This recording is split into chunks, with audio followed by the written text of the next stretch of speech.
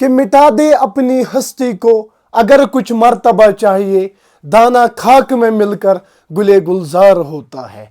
Hello students, welcome to Concepts of Biology by Muntazir. Today we are going to start the 6th lecture of excretory products and their elimination. I hope कि पहले 5 lectures आपने अच्छे से देखे होंगे, उसके बाद नोट्स भी बनाए होंगे और रिवाइज करते होंगे, उसी के बाद आप 6th लेक्चर पे आ गए होंगे।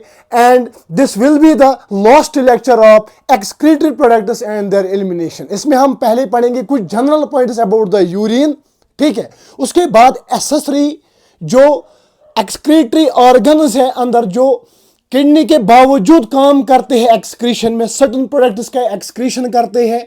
एंड आफ्टर दैट हम पढ़ेंगे disorders related to the excretory system, ठीक है, जो एनसीईआरटी में मेंशन है। तो चलिए बेटा, आप पहले लिखेंगे यूरिन के कुछ यहां पे जनरल पॉइंट्स, ठीक है, यूरिन के जो बहुत इंपॉर्टेंट है, असर रीजनेबल क्वेश्चन में पूछे गए हैं, ठीक है। ये जो यूरिन होता है ना बेटा, एडल्ट ह्यूमन एक्सक्रीट करता है, adult human excrete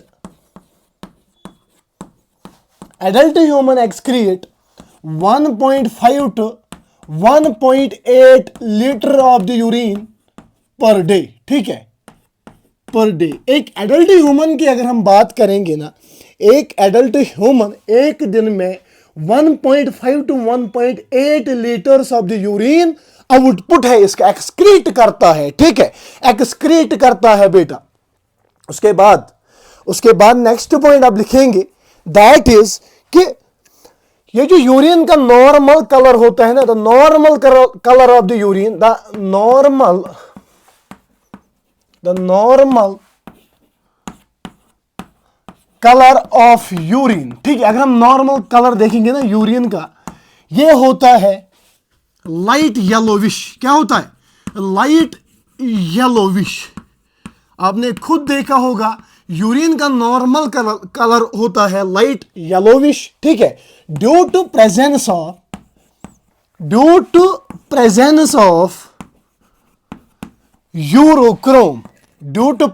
of urochrome, urochrome की प्रेजेंस की वजह से हमारे जो नॉर्मल कलर होते हैं ना यूरिन का, that is yellowish, light yellowish होता है, ठीक है, क्योंकि इसमें प्रेजेंट होता है यूरोक्रोम। क्या प्रेजेंट होता है बेटा? यूरोक्रोम प्रेजेंट होता है, ठीक है।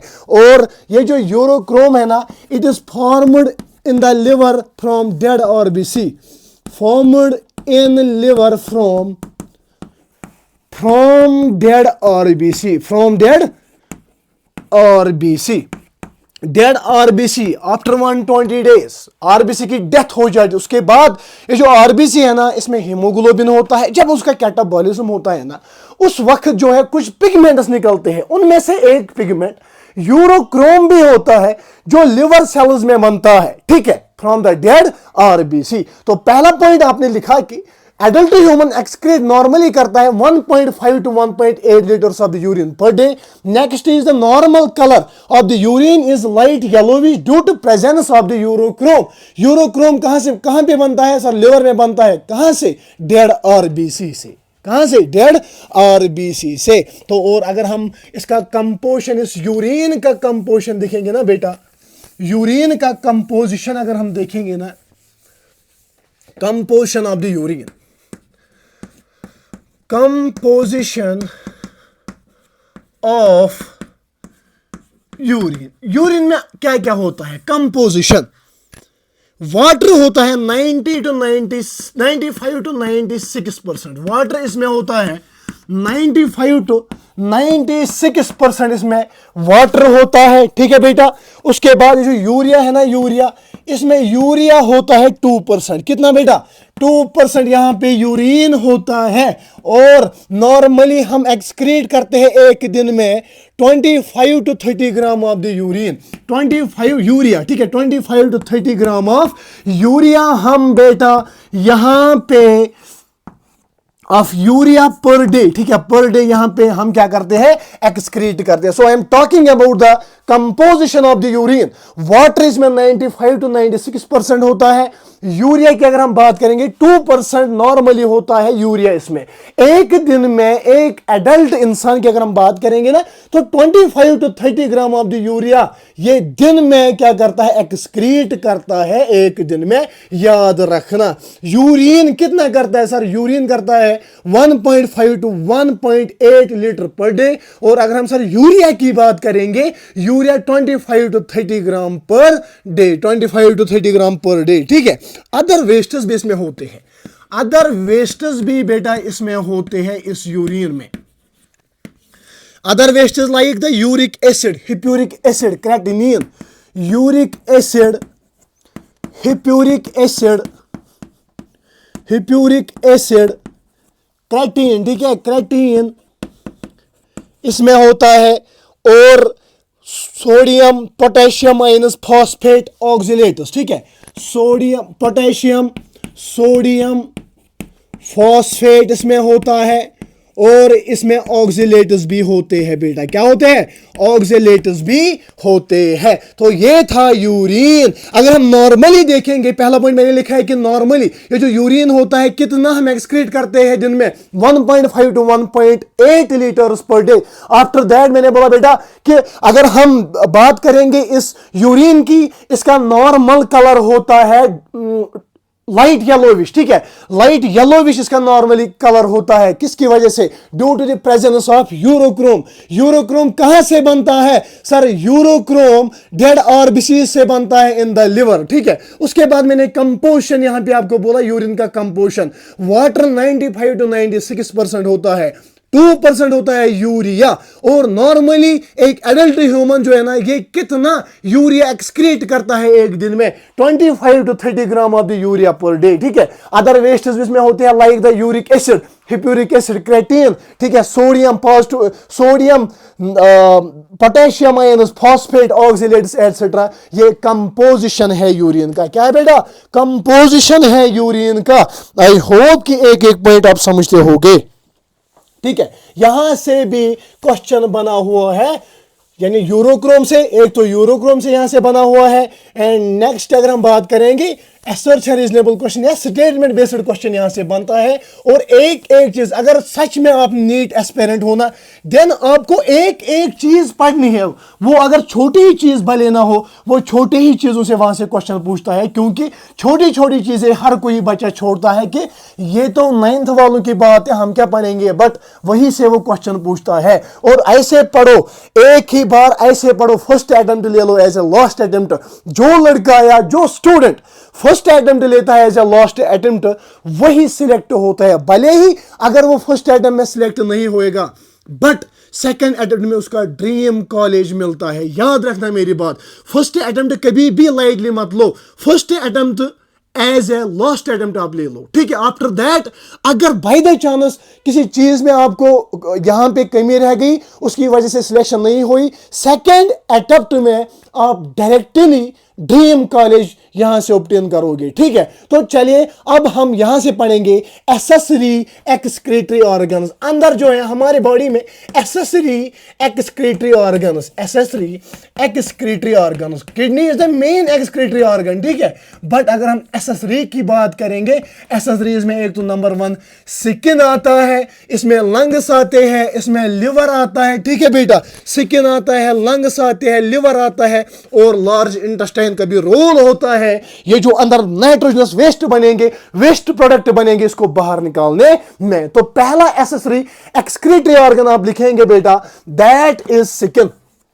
स्किन जो है, स्किन एक्ट करता है as excretory organ, accessory excretory organ, ठीक है। ये जो स्किन है ना, स्किन में सर वो कैसे, there is a presence of 2 types of glands, there is a presence of 2 types of glands, presence of 2 types of glands, 2 types of glands, 2 types of glands बेटा प्रेजेंट होते हैं skin में, जो act करते हैं as accessory excretory organ, जो excretion में मदद करते हैं। Number 1 is the sudoriferous glands, sudoriferous glands, SUDORE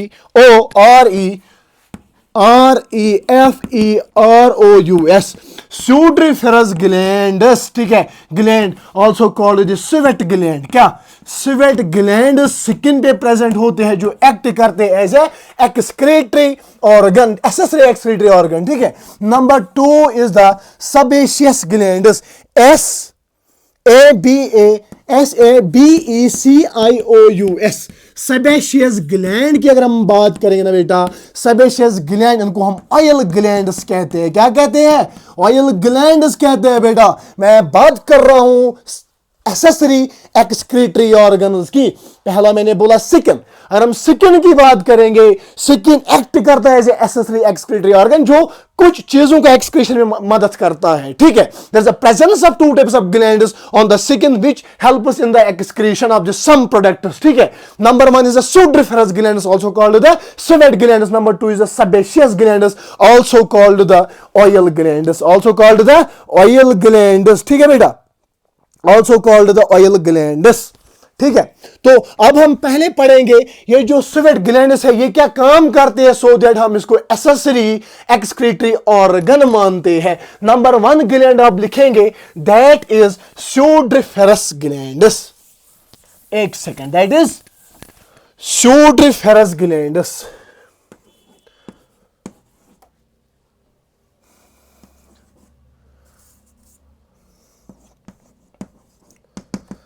सूडोरिफेरस glands also called the sweat glands. तो पहला पॉइंट आप लिखेंगे सूडोरिफेरस ग्लैंड्स में या स्वेट ग्लैंड्स में, ये सेपरेट करते हैं number of wastes,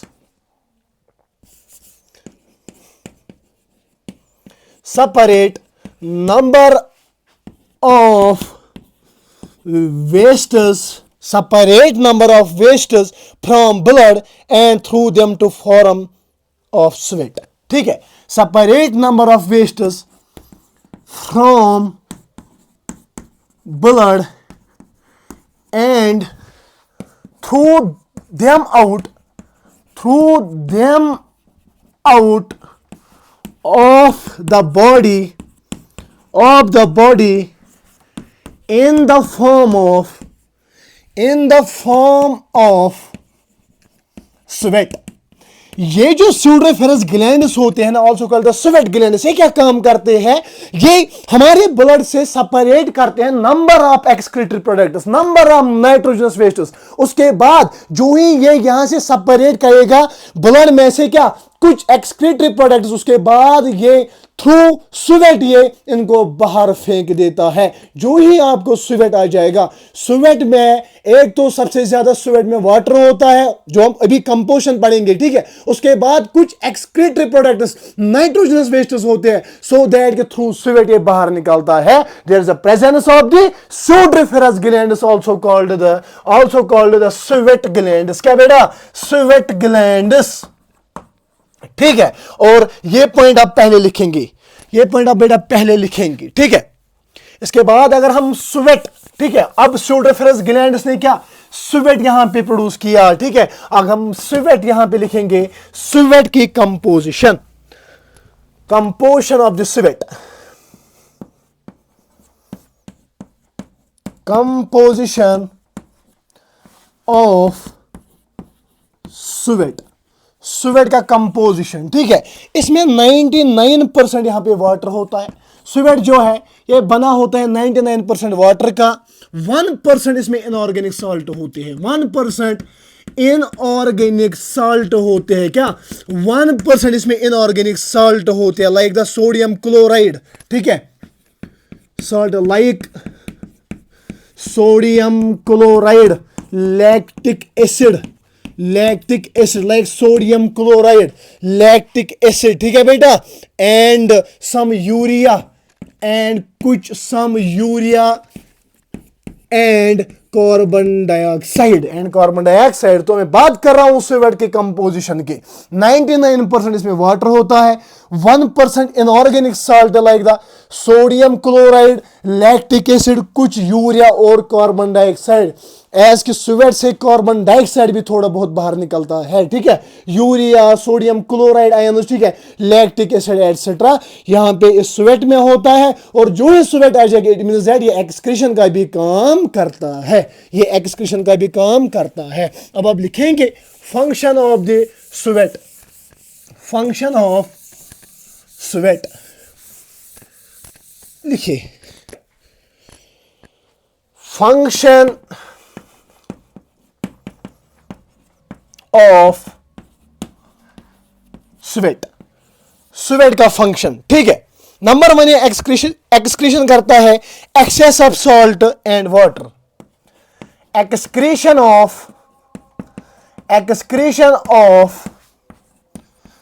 salts and water, water और सॉल्ट्स की एक्सक्रीशन ये करता है आउट फ्रॉम द बॉडी। और ये नंबर 2 मोस्ट इंपोर्टेंट पॉइंट जहां से क्वेश्चन बना है, causing cooling effect, it causing cooling effect, क्या कॉजिंग कूलिंग इफेक्ट, यानी ये मेंटेन करता है, मेंटेनेंस होम्योथर्मी, मेंटेनेंस होम्योथर्मी, ठीक है, होम्योथर्मी, ठीक है बेटा। तो पहले यहां पे आप वीडियो को पास करेंगे क्योंकि भी आसान हो रही है। तो 2 फंक्शंस है इस स्वेट की, जो ही स्वेट आता है, पसीना आता है, एक तो ये एक्सक्रीशन का काम करता है सॉल्ट्स एंड वाटर, और जो ही आप काम करते हैं अंदर एक्सोथर्मिक रिएक्शन होती है और उसकी वजह से अंदर टेम्परेचर बढ़ता है और उस टेम्परेचर को नॉर्मल तक तो ले आना है, और ये जब स्वेट आ जाता है ये कूलिंग इफेक्ट भी काज करता है, इट मींस दैट ये मेंटेन करता है होम्योथर्मी भी। सो मैं बात कर रहा हूं एक्सेसरी एक्सक्रीटरी ऑर्गन की। नंबर 1 मैंने बोला स्किन, स्किन जो है ना, स्किन में प्रेजेंट होते हैं 2 टाइप्स ऑफ द ग्लैंड्स जो एक्सक्रीशन का काम करते हैं। Number 1 is the sudoriferous gland also called the sweat gland, number 2 is the sebaceous gland also called the oil glands. मैं बात कर रहा हूं यहां पे सूडोरिफरस ग्लैंड्स की। ये जो सूडोरिफरस ग्लैंड है ना, ये जो सूडोरिफरस ग्लैंड है ना, ये क्या करता है, ये बिलो द, ये काम करता है, ये ब्लड में से कुछ एक्सक्रीटरी प्रोडक्ट्स को बाहर निकाल के थ्रू स्वेट बाहर फेंक देता है। लाइक मैंने पहले ही बोला कि कुछ urea, carbon dioxide, sodium chloride यानी कुछ सॉल्ट से बाहर निकलता है, ठीक है, इवन के कार्बन डाइऑक्साइड भी, ठीक है। उसके बाद मैं बात कर रहा हूं इस स्वेट की फंक्शन की। नंबर 1 फंक्शन इज एक्सक्रीशन का काम करता है, and number 2 it causes the cooling effect, ठीक है, यानी मेंटेन रखता है होम्योथर्मी, जो 2005 में नीट में क्वेश्चन आया हुआ है, आप देख सकते हैं, ठीक है। यानी हर किसी चीज की जो भी एनसीईआरटी में मेंशन है ना, उसकी यहां पे इंपॉर्टेंस है, उसी इंपॉर्टेंस को देख के एक एक पॉइंट यहां पे पढ़ो, उसके बाद आपकी सिलेक्शन डन है, ठीक है। अब नेक्स्ट आप लिखेंगे that is the sebaceous glands, ठीक है, that is sebaceous glands, sebaceous glands क्या बेटा, SUBA, स्पेलिंग में प्रॉब्लम हो रही है, SUBACEOUS, सेबेशियस ग्लैंड्स। अगर हम सेबेशियस ग्लैंड्स की बात करेंगे ना बेटा, sebaceous glands also called oil glands, क्या ऑयल ग्लैंड्स भी इसको कहते हैं, इन सेबेशियस ग्लैंड्स को, ठीक है। ये प्रेजेंट होते हैं below the skin, present below the hairs, ये स्किन में ही प्रेजेंट होते हैं, बिलो द हेयर्स, हेयर्स के नीचे, बिलो द हेयर्स। और ये ऑयली सबस्टेंस सिक्रीट करते हैं, सिक्रीटस oily substance, secretes oily substance called the sebum, ठीक है, substance called sebum, सीबम ये सिक्रीट करता है। और जो ये सीबम है ना बेटा, ये जो सीबम है ना, ये एक ऑयली सबस्टेंस होता है। This secretion provides a protective oily coat over the skin. This secretion provides the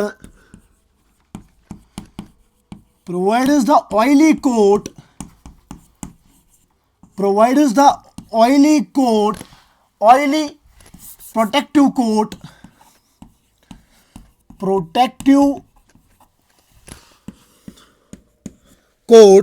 over the skin,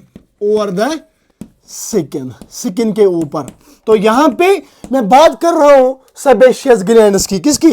sebaceous glands also called the oil glands. ये बिलो द हेयर्स प्रेजेंट होती है, तो हेयर्स आपको दिख रहे हैं ना, इनके बिलो प्रेजेंट होता है और ये सिक्रीट करता है oily substance called the sebum, ठीक है। और जो सिक्रीशन है ना, ये प्रोवाइड करता है एक प्रोटेक्टिव लेयर, ठीक है, protective coat over the skin, ठीक है, ओवर द स्किन। ये दो याद रखना कि two types of glands present होते हैं स्किन पे, जो एक्सक्रीशन का काम करते हैं और मेंटेन रखते हैं होम्योथर्मी, और प्रोटेक्टिव कवरिंग या लेयर हम कह सकते हैं, ये प्रोवाइड करता है, ठीक है, ये प्रोवाइड करता है। ये था स्किन एज एक्सक्रीटरी ऑर्गन, ठीक है, accessory excretory organ.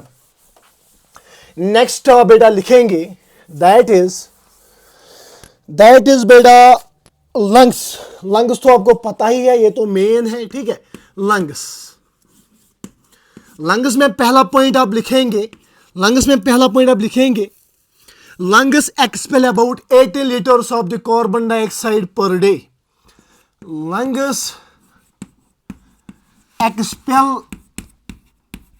About 18 litres of carbon dioxide per day. Lung जो है ना, एक दिन में 18 लीटर्स, अर्धा, ठीक है, कश्मीर में हम अर्धा कहते हैं, ठीक है, 18 litres of carbon dioxide per day, यानी लंग्स हेल्प करता है 18 litres of the carbon dioxide expel करता है एक दिन में, and about 400 of the water per day in the normal conditions, and 400 ml of water per day in normal conditions, normal conditions में हमारे लंग जो है ना 18 litres of the carbon dioxide expel करते हैं आउट फ्रॉम द बॉडी एक दिन में, और 400 ml ऑफ द वाटर, ठीक है, 400 ml of the water. Excess water is also the nitrogenous waste, ठीक है, और carbon dioxide is the main nitrogenous waste. ये जो लंग्स है ना, ये एक्ट करते हैं एसेसरी एक्सक्रीटरी ऑर्गन, और ये काम ये करता है, ठीक है। वीडियो को पॉज कीजिए और इसको कॉपी कीजिए बेटा।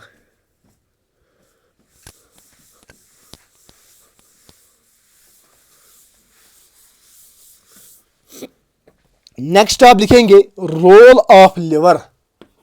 थर्ड आप लिखेंगे रोल ऑफ लिवर। लिवर का रोल क्या है?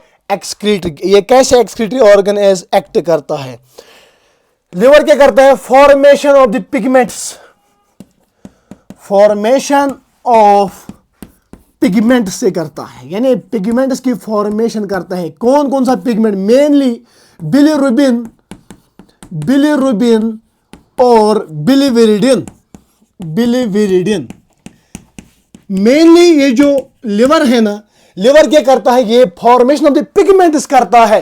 किस किस पिगमेंट का? Bilirubin and biliverdin. सर ये बिलिरुबिन एंड बिलिविरिडिन कहां से बनाता है? डेड आरबीसीज का जो हीमोग्लोबिन होता है, डेड आरबीसीज का जो हीमोग्लोबिन होता है, लिवर सेल्स में क्या करता है? लिवर क्या काम करता है? इनसे पिगमेंट्स बनाता है। Number 1 is the bilirubin and number 2 is biliverdin. Number 2 is biliverdin. Next आप लिखेंगे ये क्या काम करता है? Change the excess amino acid, changes the excess amino acids, excess amino acids into ammonia, और अमोनिया से क्या बनेगा बेटा? सर अमोनिया से थ्रू ऑर्निथिन साइकिल यहां से अमोनिया से यूरिया बनता है। क्या बनता है? यूरिया बनता है। तो मैं बात कर रहा हूं कि लिवर का क्या रोल है as excretory, as accessory excretory organ, कि लिवर जो है ना ये फॉर्मेशन ऑफ द पिगमेंट्स करता है from the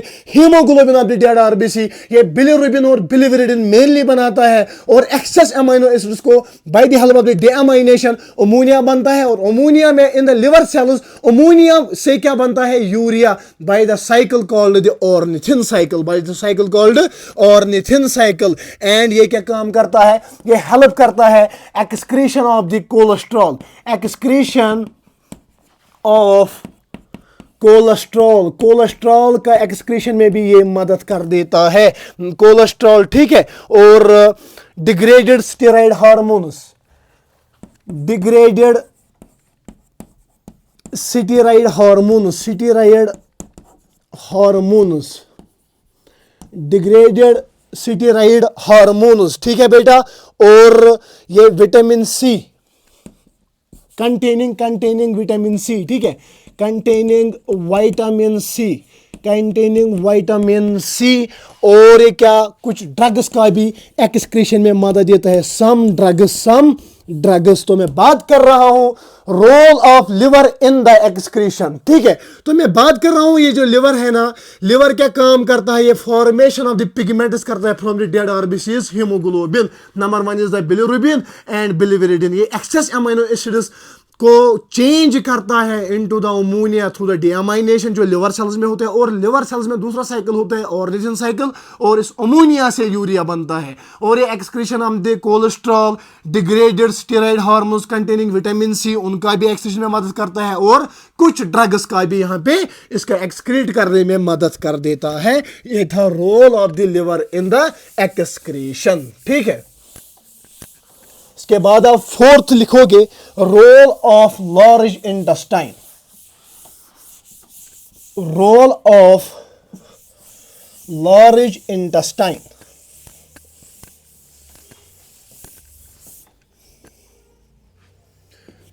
role of large intestine. Large intestine का रोल क्या है एक्सक्रीशन में? The cells of the colon remove salts. The cells of the colon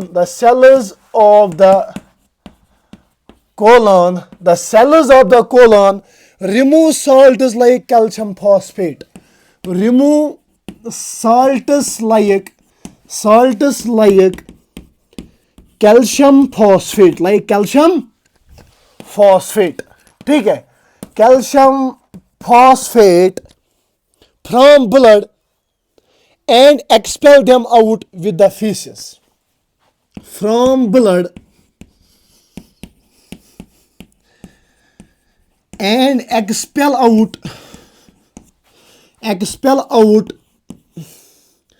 them through the feces. तो ये जो लार्ज इंटेस्टाइन है ना, लार्ज इंटेस्टाइन भी एक्ट करता है एसेसरी एक्सक्रीटरी ऑर्गन। ये क्या करते हैं, जो कोलन के सेल्स होते हैं ना, ये salts like calcium phosphate blood से बाहर निकाल के ये किस में डालता है, फीसिस में, और फीसिस से ये बाहर निकल जाता है। तो यहाँ पे ये जो लार्ज इंटेस्टाइन है ये भी एक्ट करता है एक्सक्रीटरी ऑर्गन, ठीक है। The colour of the faeces is due to the presence of bilirubin. Colour जो फीसिस का है ना, it is due to the presence of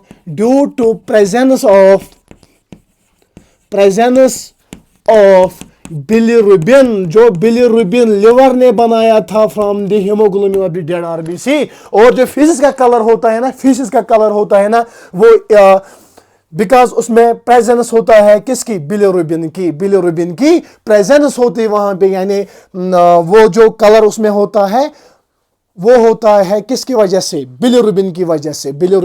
अगर हम यूरिन की बात करेंगे, यूरिन, यू फॉर यूरोक्रोम, ठीक है, you for urine, you for urochrome. ये थे कुछ एसेसरी एक्सक्रीटरी ऑर्गन जिनसे क्या होता है, जिनकी वजह से एक्सक्रीशन कुछ प्रोडक्ट्स का, कुछ वेस्ट प्रोडक्ट्स का या नाइट्रोजनस वेस्ट का होता है। और एक एक करके मैंने यहां पे पढ़ाया। आई होप कि आप नोट करते होंगे ये सभी चीजें, क्योंकि ये सारी चीजें एनसीईआरटी पे मेंशन है, ठीक है। ये सारी चीजें एनसीईआरटी पे मेंशन है बेटा। अब हम नेक्स्ट पे जाएंगे, दैट इज डिसऑर्डर्स। तो आप लिखेंगे जो डिसऑर्डर्स, में उतने ही डिसऑर्डर्स पढ़ाऊंगा जितने आपके एनसीईआरटी पे मेंशन है, क्योंकि 2016 से, ठीक है, 2016 से एक भी क्वेश्चन आउट ऑफ एनसीईआरटी नहीं आया। खासकर मैं अपने सब्जेक्ट ज़ूलॉजी की बात कर रहा हूं, और जहां से कोई भी पॉइंट एक्स्ट्रा आया है ना, वो मैंने पढ़ाया। लाइक द ईसीजी में एक्स्ट्रा है कि डिफेक्ट्स अगर दिखाएंगे तो ईसीजी में क्या फर्क होगा, ठीक है। अगर हार्ट में कुछ डिफेक्ट्स हो गए तो ईसीजी का जो पैटर्न है ना वो कैसे चेंज होता है। उसमें एक पॉइंट जो बाहर आया था और उसमें मैंने 5-6 कॉमन डिसऑर्डर्स आपको लिखा है, और जहां जहां मुझे लगेगा कि एनसीईआरटी के बाहर जाना है उस वक्त मुझे जाना है, ठीक है। उस वक्त जरूरी जाना होता है कि उस उस्ताद को, क्योंकि हर कोई उस्ताद चाहता है कि मैं अच्छा सा अच्छा कंटेंट डिलीवर करूंगा सो दैट कि मेरा भी नाम हो, ठीक है। और रही बात यहां पे कि जहां जहां पे मैं बाहर निकलूंगा ना वहां पे मैं देख के खुद पढ़ के, ठीक है, एनसीईआरटी के क्वेश्चंस देख के, प्रीवियस ईयर क्वेश्चंस देख के निकलता हूं। यहां पे बाहर निकलने की, डिसऑर्डर्स में बाहर निकलने की जरूरत ही नहीं है। कोई भी चैप्टर उठाओ और डिसऑर्डर्स देखो, कभी भी एनसीईआरटी से बाहर क्वेश्चन नहीं आए हैं। तो डिसऑर्डर्स एनसीईआरटी से आते हैं, हम क्यों बाहर पढ़ेंगे। पढ़ने को तो एक समंदर है, पढ़ना वही है जो एग्जाम में पूछा जाएगा। Because at the end of the chapter या at the end of the game हर कोई पूछेगा बेटा आपकी सिलेक्शन हो गई। आप अगर यहां से ये जवाब दोगे सर मेरे पास बहुत नॉलेज है, वो बोलेगा नहीं बेटा मुझे ये बोलो आपकी सिलेक्शन हो गई, सर नहीं हो गई, देन बाहर में डालो ये नॉलेज, ठीक है। नॉलेज तो बहुत है, दुनिया में बहुत ज्यादा नॉलेज है, बट पढ़ना वही है, रेलिवेंट पढ़ना है। रेलिवेंट पढ़ो और 8 घंटे आप कि 8 घंटे आप कंसिस्टेंसी के साथ पढ़ो, और मैं यहां पे लिख के देता हूं कि आपकी सिलेक्शन हो जाएगी। और वो रेलिवेंसी खुद आती है, और वो रेलिवेंसी खुद आती है जब आप पढ़ोगे, जब आप मेहनत करोगे, खुद ही आ जाएगी। मैंने पहले ही बोला फर्स्ट अटेम्प्ट ले लो एज ए लास्ट अटेम्प्ट। जब आप फर्स्ट अटेम्प्ट लास्ट अटेम्प्ट लेते हैं ना, बाय द चांस अगर फर्स्ट अटेम्प्ट में सिलेक्शन नहीं होगी, सेकंड अटेम्प्ट में डायरेक्टली आप ड्रीम कॉलेज यहां पे हासिल करते हो। तो चलिए आप लिखेंगे दैट इज डिसऑर्डर्स, ठीक है। डिसऑर्डर, जो भी डिसऑर्डर्स मेंशन है ना बेटा वही मैं यहां पे पढ़ाऊंगा। पहला आप लिखेंगे यूरिमिया, ठीक है। यूरिमिया, यूरिमिया क्या होता है सर? जब इंक्रीज हो जाएगी यूरिया की level, urea, uric acid etcetera, specially मैं यूरिन की बात कर रहा हूं, यूरिया की बात करो, स्पेशली यूरिया। अगर यूरिया की लेवल बॉडी में इंक्रीज हो जाएगी उस कंडीशन को हम यूरिमिया कहते हैं, ठीक है। तो नॉर्मल यूरिया लेवल अगर हम देखेंगे ना बेटा, यहां से भी क्वेश्चन आया है नॉर्मल यूरिया लेवल से। Normal urea level 17 to 30 mg पर डेसीलीटर, ठीक है। डेसीलीटर हो गए 100 ml ऑफ द ब्लड में 17 to 30 mg, ये हम कंसिडर करते हैं नॉर्मल यूरिया लेवल, ठीक है। अगर इसे इंक्रीज हो गया तो उस कंडीशन को हम यूरिमिया कहते हैं। बहुत आसान है, उस कंडीशन को हम यूरिमिया कहते हैं, ठीक है। वाइल इन यूरिमिया ऐसे लिखेंगे, वाइल इन यूरिमिया, यूरिया में क्या होता है? while in uremia the concentration of the urine rises to as high, the concentration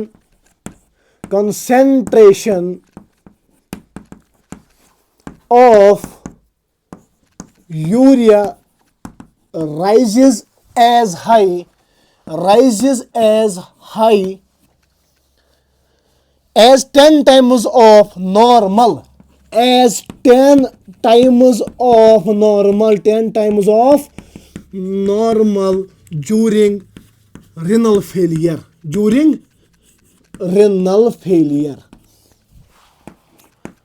तो मैं बात कर रहा हूं यहां पे यूरिमिया की। यूरिया की लेवल बॉडी में इंक्रीज, ब्लड में इंक्रीज हो जाने को हम यूरिमिया कहते हैं। और नॉर्मली अगर हम देखेंगे नॉर्मल लेवल होता है 17 to 13 mg पर डेसीलीटर, ठीक है। वहीं यूरिमिया, ठीक है, यूरिमिया में 10 टाइम्स कंसंट्रेशन यूरिया की हो जाती है ज्यादा ब्लड में as to the normal during the renal failure, during the kidney failure. तो पहले आप यहां पे लिखेंगे किडनी फेलियर या रेनल फेलियर। तो लिखिए पहला disorder that is renal failure, यानी यूरिया की लेवल बॉडी में इंक्रीज हो जाने को हम क्या कहते हैं? यूरिमिया कहते हैं। रेनल फेलियर, अगर किडनी फेल हो जाए, अपने जो काम करते ये काम नहीं करेंगे तो रेनल फेलियर, इसको हम रेनल फेलियर या किडनी फेलियर कहते हैं, किडनी फेलियर कहते हैं बेटा, ठीक है।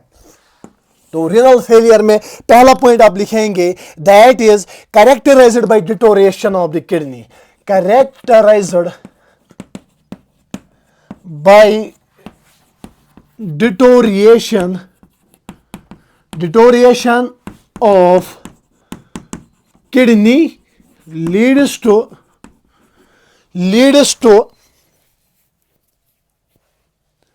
deterioration of functioning of the kidney, deterioration of functioning of the kidney,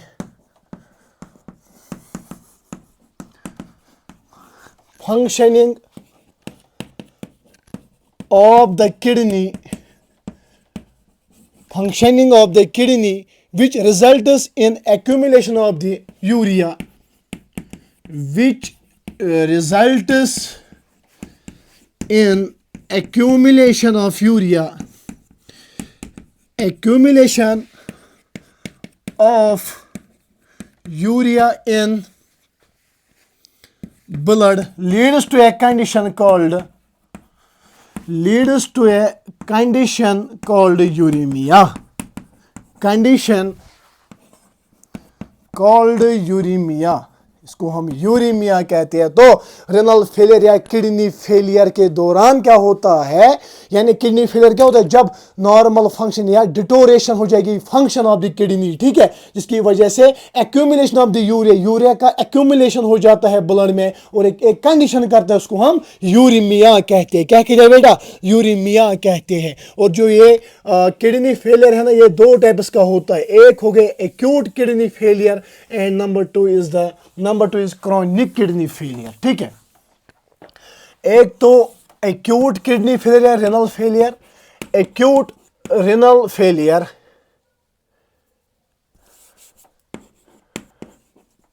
acute renal failure, number two is chronic renal failure, chronic renal. ये जो एक्यूट रेनल फेलियर होते हैं ना बेटा, ये रिवर्सिबल होता है। क्या, ये रिवर्सिबल होता है। अगर किसी को किडनी डिटोरेशन हो गई, ठीक है, normal function of the kidney यहाँ पे हो गई है, वो डिटोरेट हो गई, तो इस कंडीशन में इसको हम एक्यूट रेनल फेलियर कहते हैं। कि अगर नॉर्मल बंदा डॉक्टर के पास जाता है, वो उसको बोलता है कि आपके मैंने ब्लड को टेस्ट किया तो यूरिन में दिखा रहा है, it means that this is acute renal failure. Acute renal failure में ये रिवर्सिबल कंडीशन होती है। क्या, रिवर्सिबल, ठीक है, ये रिवर्सिबल होता है। और नंबर टू यहां पे आप लिखेंगे that is the normal renal function can be restored, normal renal function can be restored, normal renal function हम रेस्टोर कर सकते हैं, but patient has to undergo regular dialysis, patient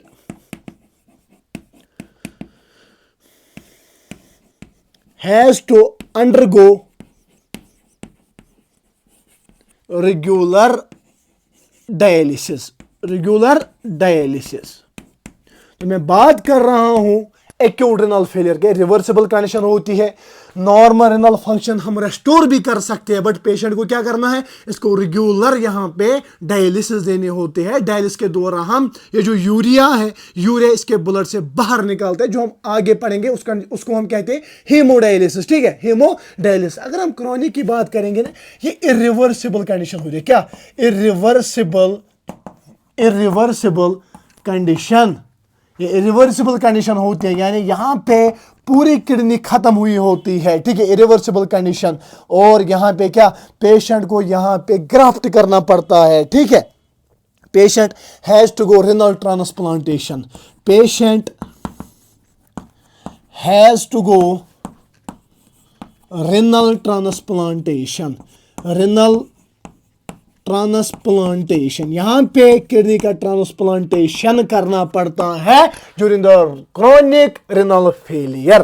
तो मैं बात कर रहा था रेनल फेलियर की, जब normal function of the kidney deteriorate हो जाए, उसकी वजह से यूरिया की एक्यूमुलेशन ज्यादा हो जाती है ब्लड में, उसके बाद उस कंडीशन को हम कहते हैं यूरेमिया। अब ये यूरिया अगर ज्यादा एक्यूमुलेट हो गए तो इंसान में बहुत ज्यादा कॉम्प्लिकेशंस हो जाएगी, जो मैंने पहले ही लेक्चर में आपको पढ़ाया।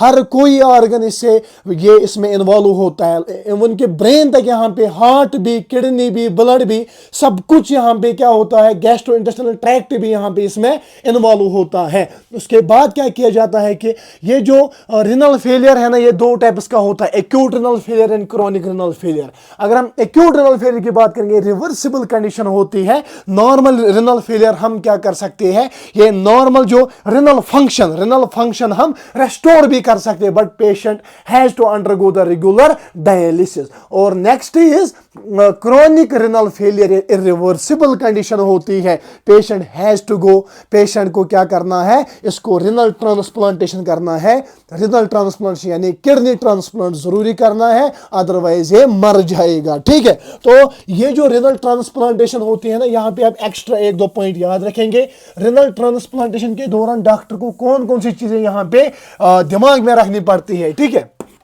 रिनल ट्रांसप्लांटेशन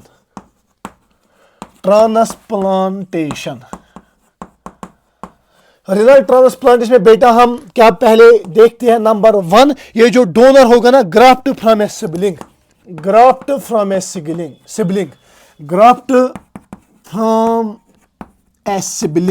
बोले तो जेनेटिकली यहां पे सेम होना चाहिए, जेनेटिकली अपनी ही जेनेटिक्स में डोनर होना चाहिए, जेनेटिकली सेम होना चाहिए। ठीक है, graft from A sibling, number 1 यहां पे उसी को ढूंढना है जो अपने खानदान में हो, जो अपने रिश्ते में होगा, जो जेनेटिकली सिबलिंग होगा। ठीक है, जेनेटिकली सेम होगा। अगर बाय द चांस अल्लाह बचाए अगर बाप को होगा तो इसका बेटा दे सकता है, या जिसके साथ इसकी जो यहां से व्हाट कैन आई से ना ब्लड मिलता है, उसको हम कहते हैं। यहां पे नंबर 2 यहां पे देखना पड़ता है ABO कंपैटिबिलिटी, क्या ABO ब्लड ग्रुप कंपैटिबिलिटी,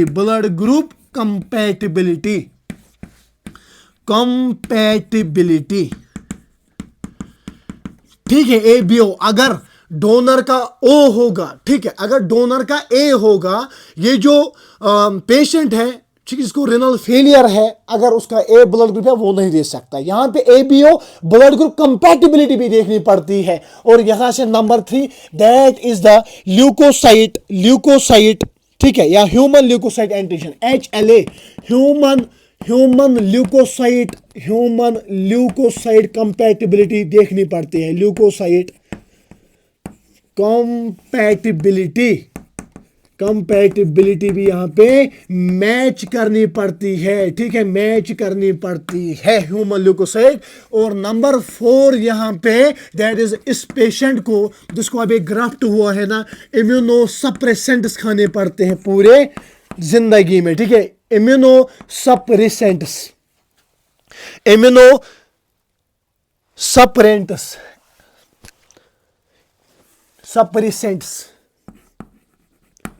तो इम्यूनो सप्रेसेंट्स भी यहां पे खाने पड़ते। तो रिनल ट्रांसप्लांटेशन के दौरान ग्राफ्ट जो है ये जेनेटिकली सेम होना चाहिए, देने वाला डोनर हो। ABO कंपैटिबिलिटी देखनी पड़ती है, ह्यूमन ल्यूकोसाइट कंपैटिबिलिटी यानी मैच देखना पड़ता है। और इस पेशेंट को इम्यूनो सप्रेसेंट्स खाने पड़ते हैं। इम्यूनो सप्रेसेंट्स बोले तो जो इम्यून सिस्टम को सप्रेस करे, जो इम्यून सिस्टम को बोले कि ये अपना ही ऑर्गन है, अदरवाइज ये डोनर का होता है। इम्यून की कंपैटिबिलिटी देख के भी यहां पे हमारा इम्यून सिस्टम इसको पहचानता है, क्यों। और इसके बाद डॉक्टर को बोलता है कि आपको इम्यूनो सप्रेसेंट्स खाने पड़ेंगे, सो दैट कि हमारा इम्यून सिस्टम सप्रेस हो जाए। ये था number 1, that is the renal failure, kidney failure. अगर अल्लाह बचाए अगर किसी को हो जाए तो ये चीजें देखनी पड़ती है। और मैंने आपको बोला इसमें, और यहां से क्वेश्चन जो है, क्वेश्चन बनता है, इससे बना हुआ है 2006 में, हाँ 2006 में और 2011 में यहां पे क्वेश्चन बना था। HLA ह्यूमन ल्यूकोसाइट कंपैटिबिलिटी यहां पे देखनी पड़ती है, और इम्यूनो सप्रेसेंट्स पे ये ध्यान में रखना। ठीक है, ये ध्यान में रखना।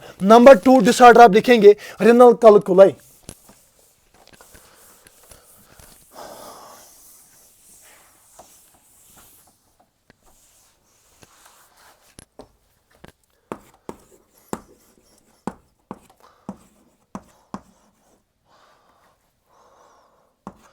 रिनल कैल्कुलाई, इसमें आप पहला पॉइंट लिखेंगे also called renal stone, also called renal stone. ठीक है, रिनल किडनी में स्टोन होने, इसको हम रिनल कैल्कुलाई कहते हैं। ठीक है, formation of the hard stone like mass of, formation of formation of hard stone like crystallized salt,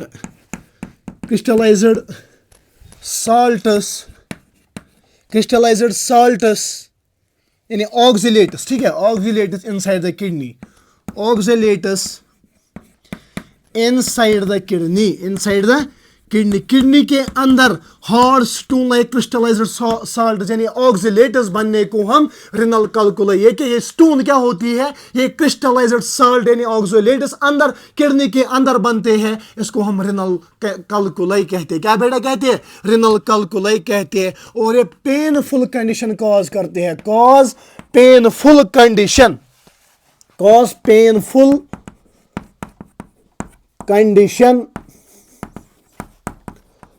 उस पेनफुल कंडीशन को हम रिनल कोलाई कहते हैं। क्या? रिनल कोलिक कहते हैं। क्या बेटे कहते हैं? रिनल कोलिक कहते हैं। तो रिनल कैलकुलाई की मैं बात कर रहा हूं, also called the renal stone, ठीक है। It is the formation of the hard stone like crystallised salts oxalates inside the kidney and A painful condition cause कर दैट इज रिनल कोलिक, ठीक है। और ये रिमूव करते हैं हम टेक्निक से, it is removed by technique. एक second, it is removed by technique,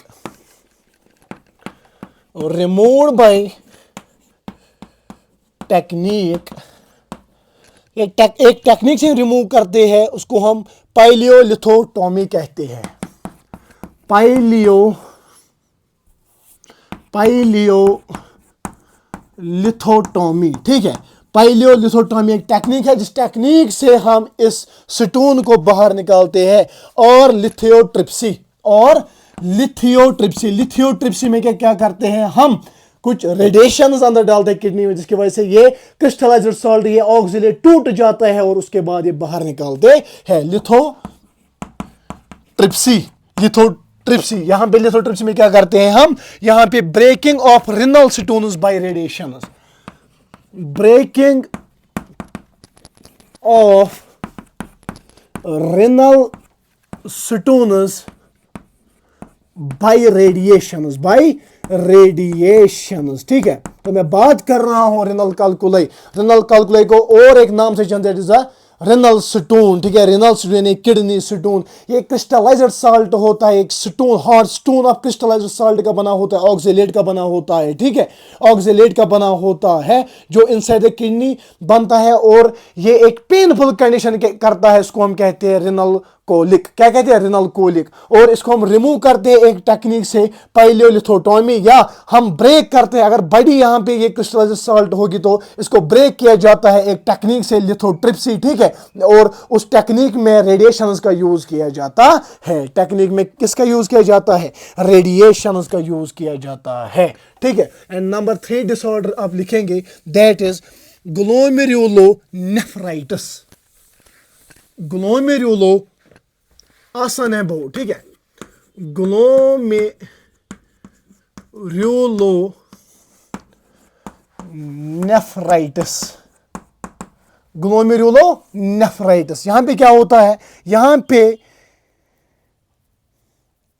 inflammation of the glomeruli of both kidneys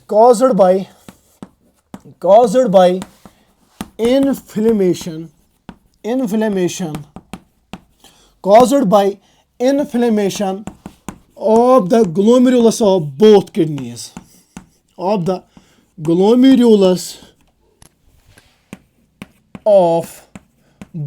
kidneys, both kidneys का ग्लोमेरुलस की इन्फ्लेमेशन को हम ग्लोमेरुलोनेफ्राइटिस कहते हैं। क्या? ग्लोमेरुलोनेफ्राइटिस कहते हैं। यूजुअली ये ज्यादा चिल्ड्रन में होता है, यूजुअली इन चिल्ड्रन, ठीक है। यूजुअली इन चिल्ड्रन, ठीक है। अगर हम सिम्टम्स की बात करेंगे, symptoms of the glomerulonephritis, symptoms, पहला सिम्टम इसमें है प्रोटीन यूरिया में प्रोटीन दिखता है, urea is the number 1 symptom. Number 2 salt and water retention ज्यादा होता है, वाटर रिटेंशन जो है ना, ये ज्यादा हो जाता है किसकी वजह से? जब इन्फ्लेमेशन हो जाएगा ग्लोमेरुलस ऑफ द किडनी, और उसकी वजह से हाइपरटेंशन फिर हो जाता है। जब ज्यादा वाटर रिटेंशन हो जाए, ज्यादा साल्ट यहाँ पे उसका रिटेंशन हो जाए, उसकी वजह से हाइपरटेंशन यानी ब्लड प्रेशर ज्यादा बढ़ जाता है इस ग्लोमेरुलर नेफ्राइटिस की वजह से। It is caused by the inflammation of the glomerulus of the both kidneys, usually in children. Symptoms protein urea, यानी यूरिया में प्रोटीन दिखता है, साल्ट और वाटर टेंशन ज्यादा होता है, जिसकी वजह से हाइपरटेंशन होता है, जिसकी वजह से हाइपरटेंशन होता है। तो अब आप नेक्स्ट लिखेंगे दैट इज ग्लाइकोसूरिया। ग्लाइकोसूरिया यानी यूरिया में ग्लूकोज का होना। कीटोन यूरिया, कीटोन यूरिया भी आप लिखेंगे। कीटोन यूरिया बोले तो कीटोन बॉडीज यूरिया में हो जाना। ये कंडीशन कब हो जाती है? जिसको डायबिटीज मेलिटस हो, डायबिटीज मेलिटस हो, जिसको डायबिटीज मेलिटस होता है ना, डायबिटीज मेलिटस होता है ना, उसको ग्लाइकोस यूरिया भी होता है और कीटोन यूरिया भी होते हैं। Glucose in the urea and the ketone in the urea, वो ये दिखता है, और ये डायबिटीज मेलिटस की ये यहाँ पे सिम्टम है। डायबिटीज मेलिटस का सिम्टम है ये यहाँ पे। और इतने ही यहाँ पे आपके एनसीईआरटी पे मेंशन है disorders related to the human excretory system. ठीक है, पहला मैंने बोला था दैट इज यूरिमिया, उसके बाद रिनल फेलियर, उसी से तो यूरिमिया हो जाता है। ठीक है, उसके बाद नंबर 2 मैंने बोला रिनल कैल्कुलाई। नंबर 3 यहां पे हमने डिस्कस किया दैट इज ग्लोमेरुलर नेफ्राइटिस। ठीक है, नेफ्राइटिस, उसमें हमने बोला कि जो यहाँ पे ग्लोमेरुलस होता है, ग्लोमेरुलस की इन्फ्लेमेशन हो जाती है यूजुअली इन द चिल्ड्रन। ठीक है, यूजुअली इन द चिल्ड्रन। उसके बाद यहाँ पे पड़ा, उसके बाद ग्लाइकोज यूरिया यानी यूरिन में या यूरिया में ग्लूकोज का दिखना है। ठीक है, कीटोन यूरिया, कीटोन बॉडीज दिखती है urine of the diabetes mellitus के पेशेंट में। ठीक है, ये थे कुछ common disorders of the excretory system of human, excretory system of human.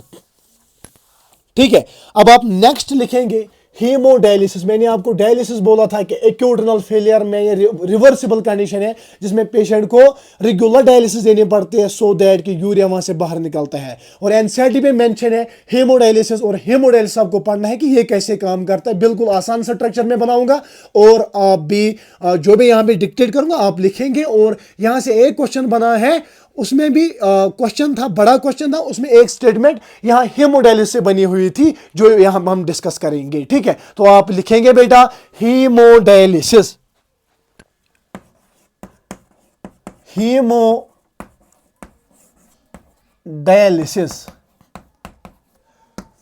Haemodialysis. Mall functioning of the kidney, ऐसे लिखेंगे आप, माल फंक्शनिंग यानी जब किडनी माल फंक्शन करे, माल functioning of kidney, malfunction of kidney या malfunctioning of the kidney leads to increase in urea level in blood, यानी uraemia हो जाएगा। क्या हो जाएगा बेटा? यूरीमिया हो जाएगा। ठीक है, और ये जो यूरिया है ना, ये हाईली हार्मफुल होता है। क्या? ये हाईली हार्मफुल होता है and leads to the renal failure, chronic हो जाएगा इससे। ठीक है, एंड ये highly harmful and leads to renal failure, leads to renal failure. अब माल फंक्शनिंग की किडनी ने, ठीक है, किडनी ने माल फंक्शनिंग की, इसने कम काम किया, इसने काम करना बंद किया, उसकी वजह से एक्यूमुलेशन ऑफ द यूरिया हो जाएगा ब्लड में, यूरीमिया, और उसकी एक हार्मफुल होता है यूरिया। ठीक है, और इसकी वजह से रिनल फेलियर हो सकता है। ठीक है, in such patients urea can be removed by a process called haemodialysis. In such patients,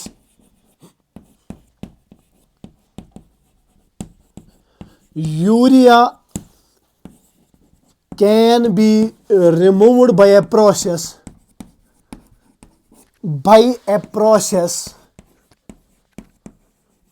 called hemodialysis. तो इन पेशेंट्स में हम क्या करते हैं, इन पेशेंट्स में हम यूरिया को बाहर निकालते एक प्रोसेस के द्वारा कॉल्ड द हीमोडायलिसिस, ठीक है, हीमोडायलिसिस। अब हम यहाँ पे डायग्राम बनाएंगे इस डायलिसिंग मशीन यानी आर्टिफिशियल किडनी की, ठीक है। तो आप भी वो बनाना अपनी कॉपी पे, आप भी वो अपनी कॉपी पे बनाना, ठीक है बेटा। देखो अब इस हीमोडायलिसिस में क्या किया जाता है। यहां पे जिसको ये रिनल फेलियर है, यूरिन में अंदर यूरिया की लेवल ज्यादा है, इसको रेगुलर हीमोडायलिसिस देने पड़ते हैं सो दैट कि ये किडनी फेलियर से बचे। तो यहां पे ये करते हैं डॉक्टर साहब, क्या करते हैं, ये रेडियल आर्टरी को क्या करते हैं, रेडियल आर्टरी को कट किया जाता है। उसके बाद ब्लड जो है ये ड्रेन आउट किया जाता है इस ट्यूब में, इस आर्टिफिशियल किडनी में। और इस आर्टिफिशियल किडनी में यहां पे एक चेंबर लगा हुआ होता है, इसको हम कंटेंट टेम्परेचर बाथ कहते हैं, ठीक है। इसमें टेम्परेचर 0 डिग्री सेल्सियस इस ब्लड का किया जाता है और इसमें मिक्स किया जाता है एंटीकोगुलेंट हेपरिन, जो कोगुलेशन ऑफ द ब्लड नहीं होने देता है। उसके बाद ये जो है ना, ये जो आपको दिख रहा है ना, इस स्ट्रक्चर को हम आर्टिफिशियल किडनी कहते हैं। और यहां पे ये जो ट्यूब है ना, इसमें सेमी परमेबल मेम्ब्रेन होता है, ठीक है। इस ट्यूब को हम सिलोफेन ट्यूब कहते हैं। क्या कहते हैं, सिलोफेन ट्यूब कहते हैं, ठीक। और जो ही ये ब्लड इस ट्यूब से गुजरता है, इस आर्टिफिशियल किडनी में फ्लूइड होता है, इसको हम डायलिसिंग फ्लूइड कहते हैं। क्या कहते हैं, डायलिसिंग फ्लूइड। ये जो डायलिसिंग फ्लूइड होता है ना, ये आइसोटोनिक होता है ब्लड का, बट हाइपरटोनिक होता है नाइट्रोजनस वेस्ट यानी यूरिया का हाइपरटोनिक। इसको पता है कि यूरिया जो है, यूरिया दुश्मन है और ब्लड प्लाज्मा इसके आइसोटोनिक होता है, ये अपना है, ठीक है। और इस ट्यूब में ये फ्लूइड होता है, इसको हम डायलिसिंग फ्लूइड कहते हैं। This dialysing fluid is isotonic to blood but hypertonic to the nitrogenous waste like the urea. इससे क्या होता है, इस फ्लूइड में से, इस ब्लड में से क्या होता है, इस ब्लड में से ये यूरिया बाहर निकलता है इस फ्लूइड में, और through the radial when constant temperature दिया जाता है और रेडियल वेन के थ्रू इसी पेशेंट में वापस भर दिया जाता है। इट मींस दैट इस फ्लूइड में अब इस ब्लड से यूरिया बाहर निकला और ये जो ब्लड है, ब्लड हम रेडियल आर्टरी में वापस डालते हैं। इट मींस दैट कि यूरिया ब्लड से बाहर निकला। इट मींस दैट कि यूरिया बाहर निकलने का मतलब कि यूरिमिया अब नहीं हो जाएगा। रेगुलर डायलिसिस देने पड़ते हैं सो दैट कि यूरिया की जो कंसंट्रेशन है ये ज्यादा अंदर नहीं हो जाए। This is the haemodialysis process कैसे की जाती है। फिर से मैं रिपीट करूंगा, यहां पे ये यहां पे बाजू है, यहां पे रेडियल आर्टरी काट दी जाती है और ब्लड को ड्रेन आउट किया जाता है इस मशीन में, ठीक है, इस आर्टिफिशियल किडनी में। यहां पे बक्स लगाया गया है, इसको हम कंटेंट टेम्परेचर बाथ कहते हैं, जिसमें टेम्परेचर 0 डिग्री सेल्सियस रहता है और इसमें मिक्स किया जाता है एंटीकोगुलेंट हेपरिन, जो क्या एंटीकोगुलेशन करता है, जो कोगुलेशन में मदद नहीं देता, जो कोगुलेशन नहीं होने देता है। उसके बाद यहाँ पे ट्यूब है ना, इसको हम सिलोफेन ट्यूब कहते हैं। इसमें सेमी परमेबल मेम्ब्रेन होता है और ये जो यहाँ पे आर्टिफिशियल किडनी दिख रहे हैं, इसमें फ्लूइड होता है, इसको हम कहते हैं dialysing fluid. Dialysing fluid is isotonic to the blood but hypertonic to the nitrogenous waste. ये क्या करता है, इस डायलिसिंग फ्लूइड में से इस सिलोफेन ट्यूब में से यहां से यूरिया बाहर निकलता है, यहां में इसमें इस डायलिसिंग फ्लूइड में, और यहां पे ये आइसोटोनिक प्लाज्मा इससे इस ट्यूब से वापस थ्रू द रेडियल आर्टरी वापस डाला जाता है। This is the process of haemodialysis. जिस इंसान को रिनल फेलियर यानी हम किडनी यहां पे मल फंक्शन करते हैं, जिसमें किडनी खुद यूरिया बाहर नहीं निकालती है, फिर हम उसको हीमोडायलिसिस देती है। This is the process of the haemodialysis. तो इंपॉर्टेंट पॉइंट आप यहां पे लिखेंगे हीमोडायलिसिस में, दैट इज के use of artificial kidney. This is artificial kidney, ठीक है, यूज ऑफ आर्टिफिशियल किडनी। और यहां से क्वेश्चन बना था, ठीक है, use of artificial kidney, use of artificial kidney during hemodialysis leads to reduction during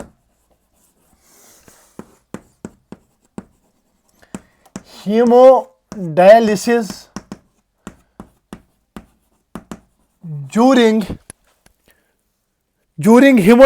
leads to reduction in the absorption of